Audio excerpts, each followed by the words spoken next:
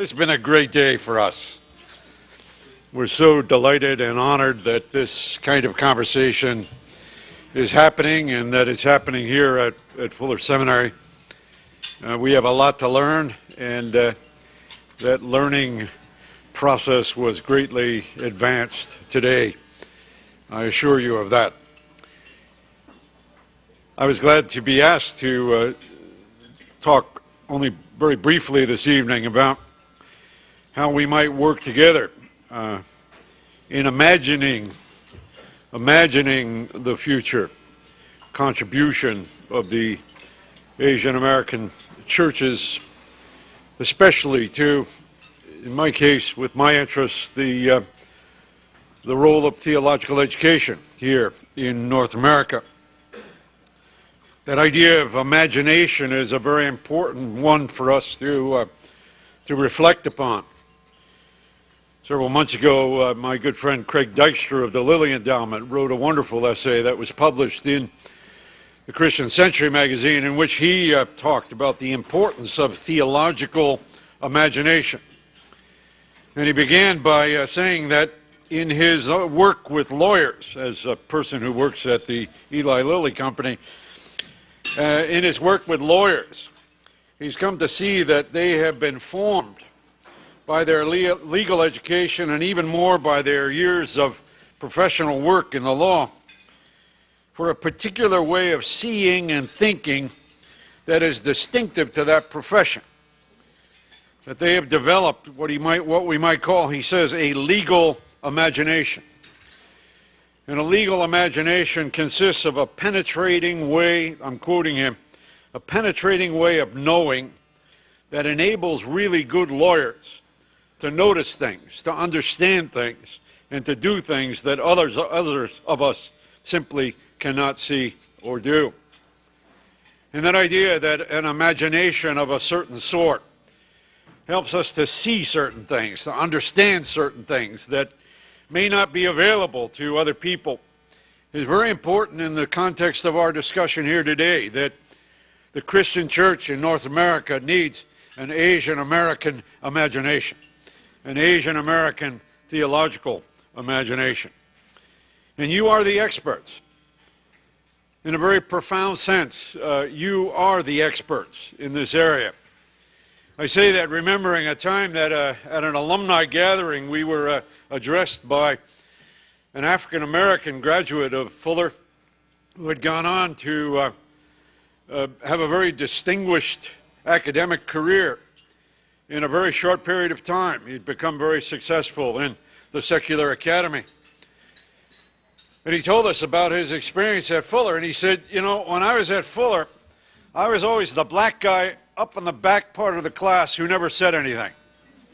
He said, I never felt that I had a voice at Fuller Seminary, except on one occasion.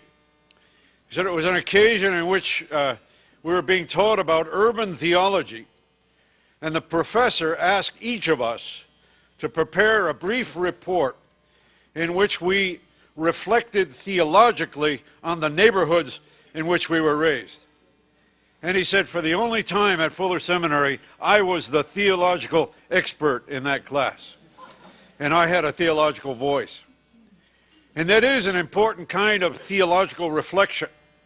And it requires the kind of theological imagination that can only be grounded in an experience of knowing who you are and where you have been. And being able to engage in theological reflection on that which has formed you and shaped you, and doing that for the sake of the whole Church of Jesus Christ. I've been very helped in thinking about this. Actually, one of the books that's been most influential in my own theological thinking is by the Japanese-American theologian Kosuke Koyama. A wonderful book that I commend to all of you called Water Buffalo Theology. And Kosuke Koyama had been raised in Japan. He did his undergraduate work in Japan, came to the United States for graduate work, and went back to Tokyo, and his Japanese church sent him as a missionary to northern Thailand. And he said, as someone who has spent his life thus far in urban Tokyo and in New York City, suddenly to find myself in the rural regions of northern Thailand was a bracing and shocking experience. And he said, I was a missionary and I was supposed to bring the gospel to the rural residents of northern Thailand, most of them Buddhists. And he said, I asked the Lord, how in the world am I going to preach the gospel to these people? And he said, as I drove around the countryside on my motor scooter, I would see people standing up to their hips in rice paddies alongside of water buffalo. And so he said, my question to God was, how do I bring good news to people who spend part of the year up to their hips in water, in rice paddies alongside of water buffalo, and the rest of the year hiding from the monsoon rains? And he said, I decided that I would read the Bible imagining that I was standing alongside of the water buffalo in a rice paddy. And he said, as I read the scriptures with that imaginative posture, that imaginative location, I found things in the Bible that I had never noticed before. For example, that there's a lot of stuff about water in the Bible. And God's relationship to water, that God is the Lord of the rains. That he is the sovereign one who sends the rains at God's own sovereign purposes and according with God's own sovereign purposes, that the Lord our God is above the floods, he's above the rains, he's above the rice paddies. And one piece of good news, he said, is that there's somebody in the universe who's dry. But he developed a very rich understanding of what it meant to bring the gospel to the residents of northern Thailand with a profound sense of imagination of having stood in the rice paddies and reflected theologically on the message of the scriptures as it is addressed to that cultural context. And at the end of the book, he describes his methodology in these terms. He says, as a missionary, I was sandwiched between two realities and engaging in a two-directional exegesis. He said, I was exegeting the culture of the rice paddy, the questions and answers that emerge out of standing alongside of water buffalo and rice paddies. And I was also exegeting the scriptures in the light of the questions and answers that emerged out of the rice paddy. And that's not just a missionary thing. That's true for all of us, whatever our area of ministry, and it's certainly an important part of equipping men and women for ministry in an institution of theological education like this. That we need constantly to be engaging in that two-directional exegesis, exegeting the culture. But the problem is that as Fuller Theological Seminary thinks about what it means to equip women and men for ministries, specifically in the Asian American context, and I heard all of the nuances today about using that kind of terminology, but I also heard that it was okay to use it.